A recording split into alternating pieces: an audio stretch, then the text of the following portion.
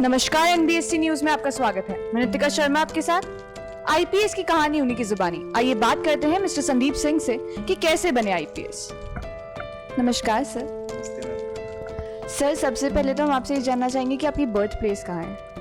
जी, birth place तो जयपुर ही है और इससे पूर्व में क्योंकि राजस्थान में पहले रियासतें हुआ करती थी तो रियासत के हिसाब से नीमराना थी।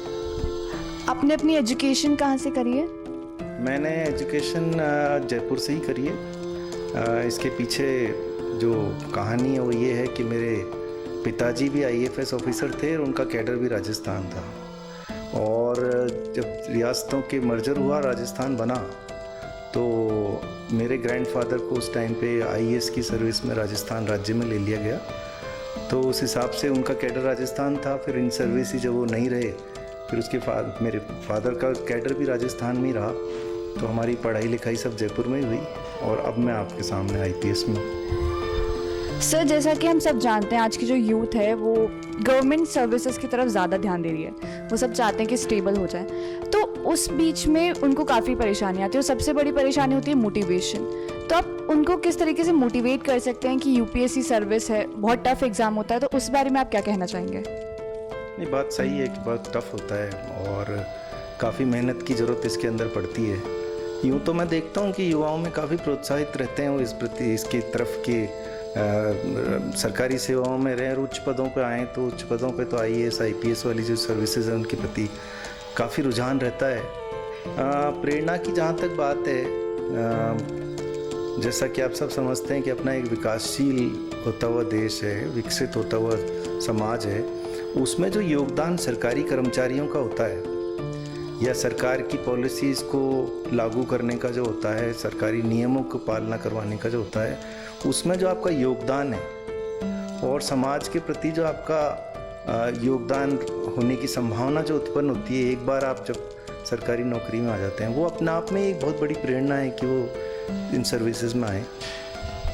सर, जैसे कि आज के जो लोग हैं वो जो एस्पिरेंट्स होते हैं उनको क्रिटिसाइज़ करते हैं कि आपकी तैयारी ऐसे है, बहुत कम है, और इस चीज़ में वो लोग नेगेटिव जाते हैं और उनका मोटिवेशन भी कम होता है। तो आप उनको मोटिवेटेड रहने के लिए, उनका पॉजिटिव माइंड रहने के लिए उन्हें क्या कहना चाहेंगे? मेरा सबसे शुरू से ये रहा है कि जब भी आप कोई सब्जेक्ट वगैरह कोई विषय चूज़ करें तो उसमें हमेशा एक बात का ध्यान रखें कि वो आपकी रुचि का होना चाहिए सब्जेक्ट। रुचि का सब्जेक्ट होगा तो उसमें आप उसको ग्रहण करने में भी आपको आसानी रहेगी और जो आप जितना याददाश्त है आपकी वो भी उसमें ज़्यादा आपकी मदद बनी रहेगी।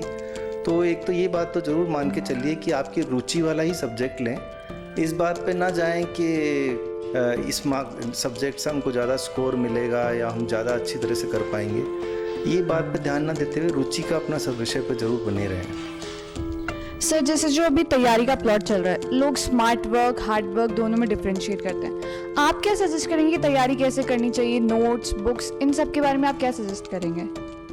एक तो सबसे पहले अपना मानस बनाएं। मेरा ये कहने का मतलब ये है कि इसको एक ट्रायल बेसिस पे ना लेकर मानस जरूर बनाएं कि हाँ मुझे इस सर्विस में जाना है, और शुरू से अपना रवैया ऐसा रखें कि जितना हो सके उतना आप जो एक विषय होते हैं, जीके हुई या एक जागरूकता टाइप रहती है कि आप अखबार वगैरह का अवलोकन करते रहें या जो भी सब्जेक्ट आपका है उसके प्रति आप बहुत ज़्यादा ध्यान देकर उसमें रुचि लें और पढ़ते रहें। सबसे पहले तो वहाँ से शुरुआत आप करेंगे और फिर एक ये जो मानस आपका जब बन जाता है तो उससे एक टेम्पो उत्पन्न होता है और फिर आप वैसे ही ग्रुप में या उसी प्रकार के आपके फ्रेंड्स होते हैं तो आप ज़्यादा से ज़्यादा मोटिवेट उससे होते हैं कि उसी ग्रुप के और उसी मंशा से वो लोग अपनी पढ़ाई कर रहे हैं, अपना करियर बनाने के प्रयास कर रहे हैं भविष्य के लिए।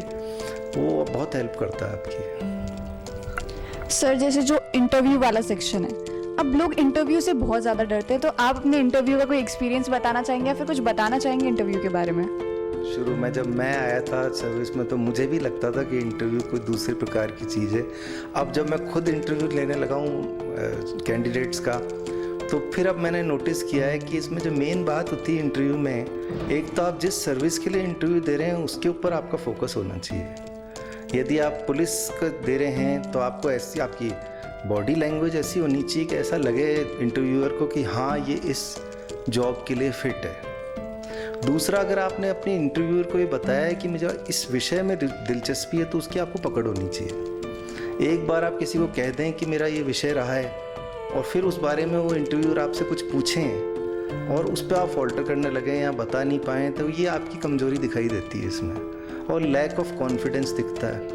अब आप भी समझते हैं कि इंटरव्यू की जो मेन मंशा है वो सिर्फ ये देखना होती है कि आप में कॉन्फिडेंस कितना है, आपको अपने विषय में रुचि कितनी है, क्या आप जिस नौकरी के लिए इंटरव्यू दे रहे हैं उसके लिए क्या आप स्वयं फिट हैं। ये 3 बातें इंटरव्यू के माइंड में रहती है।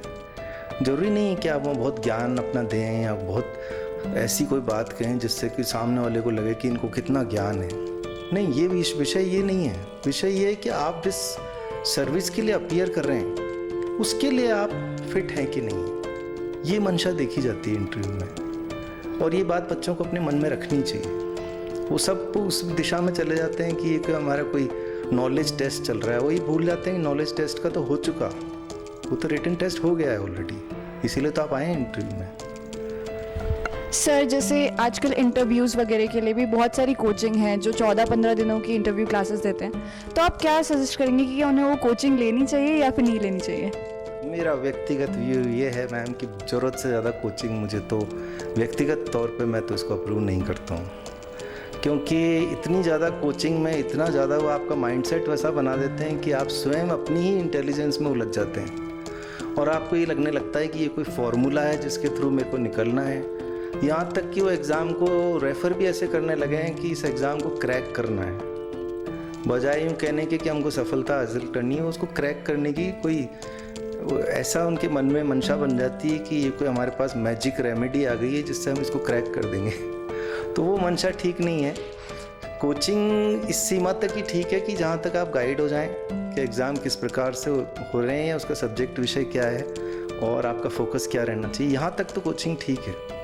पर बहुत ज़्यादा उसके अंदर जाना या बहुत ज़्यादा इंटरव्यू के लिए भी कोचिंग करना है, कोचिंग के लिए भी कोचिंग में जाना, ये सब मुझे तो व्यक्तिगत तौर पे मैं इस चीज़ पे सहमत नहीं हूँ। सर, जो आपकी आईपीएस की जर्नी है, इस पूरे में आपको क्या क्या डिफ़िकल्टीज़ आई और आपने उनसे क्या क्या सीखा, सर ये बता सकते हैं आप हमें?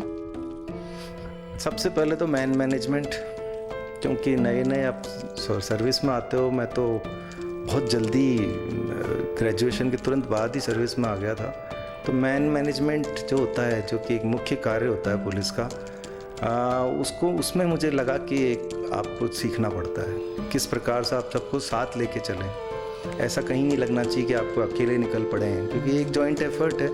लॉ एंड ऑर्डर मैनेजमेंट भी एक जॉइंट एफर्ट है। दूसरा, मेरी सर्विस के हिसाब से जो दूसरी चीज़ होती है कि आप नियम से चलें, कानून से चलें, और कानून की पालना कराने के लिए फिर आपको डिफ़िकल्टी तो आएगी, क्योंकि नियम से चलने के लिए फिर आपको या तो समझाइश का रास्ता अपनाना पड़े या जो प्रावधान दिए हुए हैं कानून में किस प्रकार से पालना कराई जाए कानून की, अरेस्ट की या जमावड़ा हटाने की, जो भी है वो सब करने के लिए भी आपको मैनेजमेंट तो करना पड़ेगा। मेरा तजुर्बा ये कहता है कि ज़्यादा से ज़्यादा वार्ता करके जहाँ तक किसी सिचुएशन को संभाल सकते हैं, उससे अच्छा और कोई रास्ता नहीं है। सामने वाले की किस बात पे वो नाराज़ हैं, या कोई ग्रुप है, या कोई धरना चल रहा है, या कोई प्रदर्शन हो रहा है, उसका कोई ना कोई मुद्दा होता है।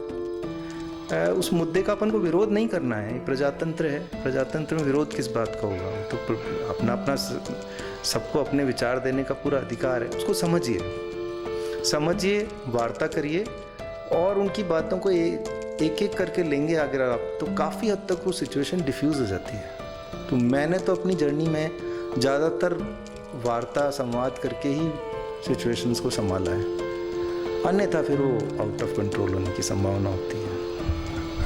सर, जैसा कि हम सब जानते हैं, अब लाखों की भीड़ है, मतलब बहुत कंपटीशन है और कुछ हज़ार पोस्ट होती हैं, तो बहुत लोग इसके अंदर पार्टिसिपेट करते हैं। तो आप पूरी यूथ को क्या कहना चाहेंगे, उन्हें क्या मैसेज देना चाहेंगे इस बारे में कि क्या करना चाहिए और कैसे रहना चाहिए इस बारे में?